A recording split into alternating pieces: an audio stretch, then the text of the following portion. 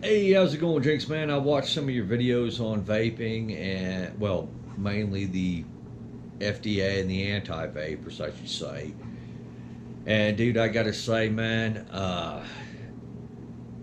hey, there are people in this world with absolutely no life at all, and unfortunately, they choose to use their pathetic existence to go out and control other people and to go out and abolish freedoms that they don't particularly approve of.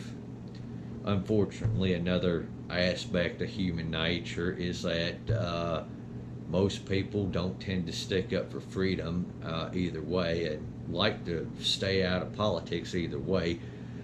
Mainly because if that issue doesn't affect them, they don't really care. If they don't think that issue is going to affect them, uh, they're not really going to care.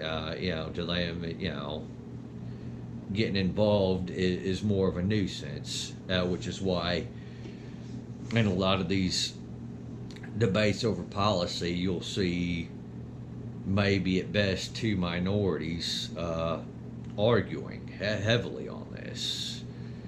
This goes with a lot of freedoms. The First Amendment rights, our freedom of speech rights. If you notice the debate, there's really only a two sets of minorities talking about it.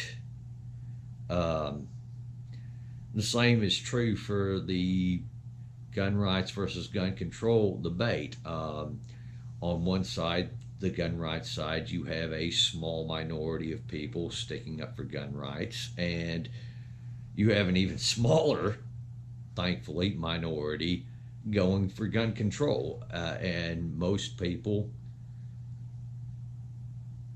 don't even realize all the arguments that are being made in the debate. They don't care. They don't think it'll affect them, or whatever the reason they might be. Have decided to stay out of the debate, and you're probably going to find the same thing true when it comes to defending your freedom to vape.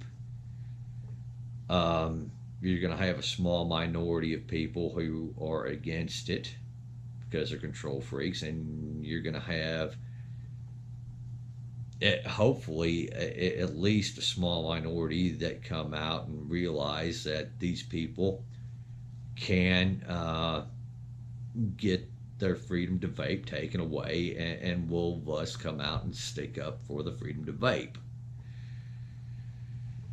Um, which, I mean, in this case, it is still going to be two minorities hashing it out. There are some tactics, though, and I'm sure you're aware of many of them.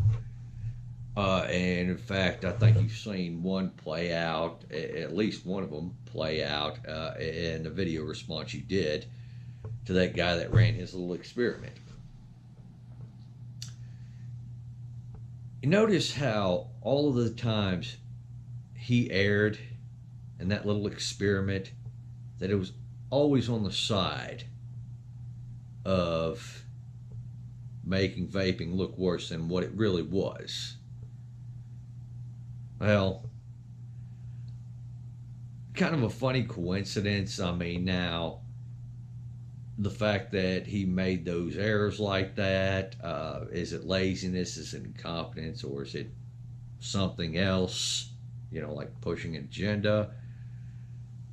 Well, I can't say for sure, but I do find it to be a pretty big coincidence that he, every single error he made, aired towards the results ending up making vaping look worse than what it really was. So that's something to be aware of. Another tactic you need to be aware of, and I'm not sure you are. If you are, it's a good thing, but I think you need to be aware of it. Some of the anti-vapors might come out in favor of certain restrictions, and one of the arguments they're going to try to, well, I shouldn't say arguments, one of the things they're going to try to persuade some of the vapors that they can. Well, if you don't support these restrictions, more people are going to die from vaping, and eventually people are going to ban vaping outright. That is a trap. Um, that's something that was used. Well, they've tried it here in the U.S. I don't know that it's quite worked out so well for them. They saw a lot of success using that in the UK against gun owners in the UK, and well, you can look at how that turned out. One of the other things they're going to do is, no matter how draconian or restrictive or unreasonable their proposals really are, they're always going to sit there and frame them as common sense, reasonable, and everything like that. And their goal is to make themselves sound reasonable, or sound like they're the true middle ground, they're the true compromise, when really they're not. And their goal is to make you guys look unreasonable. So watch out for that. And my response usually to gun controllers who sit there and claim, well, you're just against sensible or reasonable or common sense gun laws, is, well, if you have to put all those words in front of your proposals, they generally tend to not be those things you say they are. In fact, if your proposals were any of those things, common sense, reasonable, sensible, you wouldn't have to put that in front of it, would you now? You could just sit there and lay out your proposal, explain your proposal, and people would understand that, wouldn't they? Another thing that's probably going to happen, especially if your side starts getting successful and blocking some of the restrictions they thought they were going to get passed, is you're going to get a lot of verbal abuse from some of the anti-vapors hooked at you. You're going to get accused of a lot of things. One of the things I think they're really going to go on, they're really going to hammer home, especially after, you saying this, but, even from experience, they did this with the firearms industry and the tobacco industries. They're going to accuse you, the vaping industry, of marketing this stuff to kids, even though kids can't legally buy it. Like with the whole deal with the cricket rifle.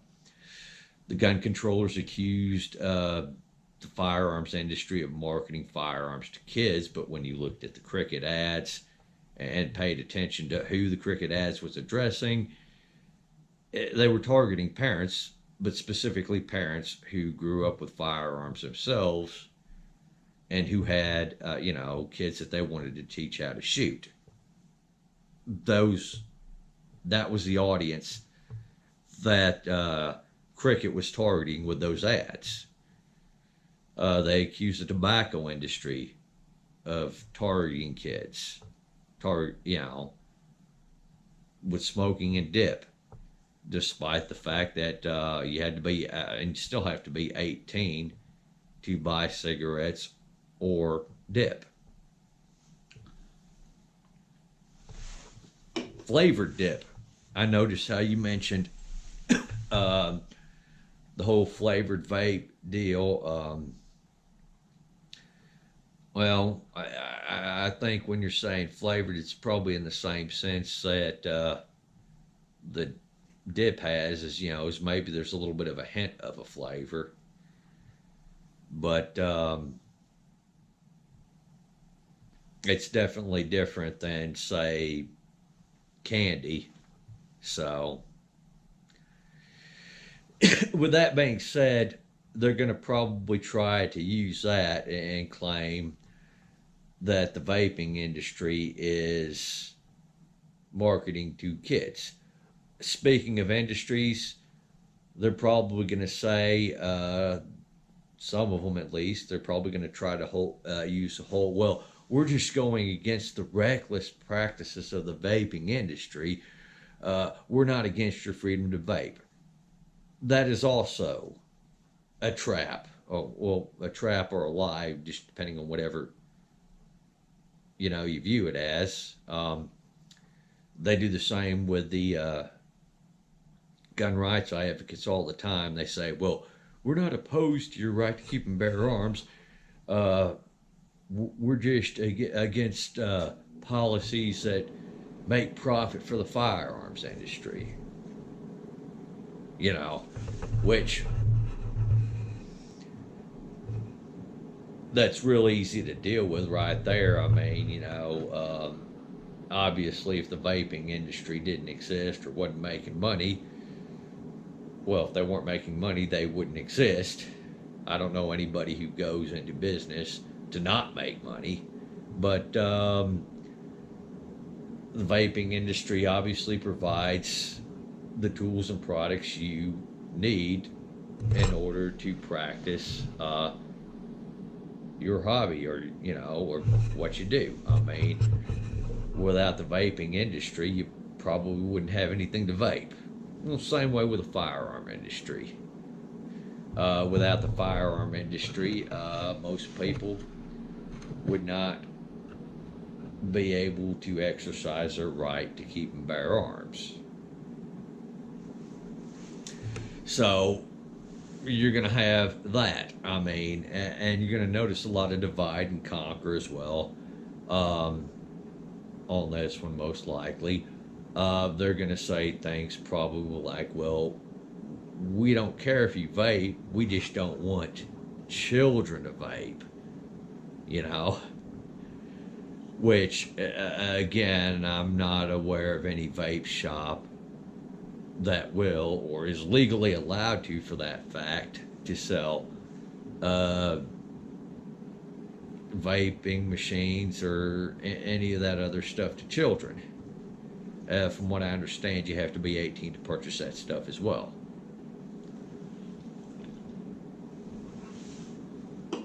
So, I mean, those are some of the tactics that they're going to use, and you need to be aware of them. But I do think that, yeah, you are going to need to stand up for your freedom to vape. I mean, you're going to have to let other people know. You're going to have to get other people aware.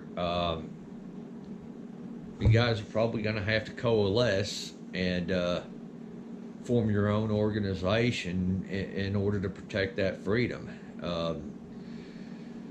There's this whole deal going around, well, one of the things gun controls will constantly say, well, lawn darts are banned in the U.S., why aren't AR-15s? Or French cheese is banned in the U.S., why isn't the AR-15? Or Kinder Surprise eggs are banned in the U.S., but not the AR-15. Well, there's a specific reason for that, and that's because nobody got up to defend the lawn darts, the Kinder Surprise eggs, the French cheese, but there have been enough people to stand up and defend the AR-15 and keeping that legal. Hence, that's why the AR-15 is still legal in most states. And unfortunately,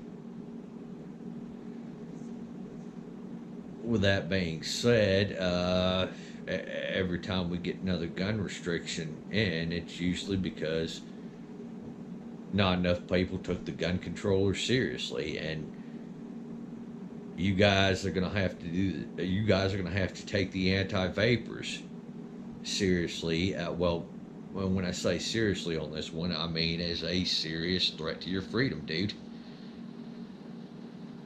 All right, man. Well, hey, you take her easy out there. I mean, dude, if you need me to help out on anything in this, let me know. All right, man.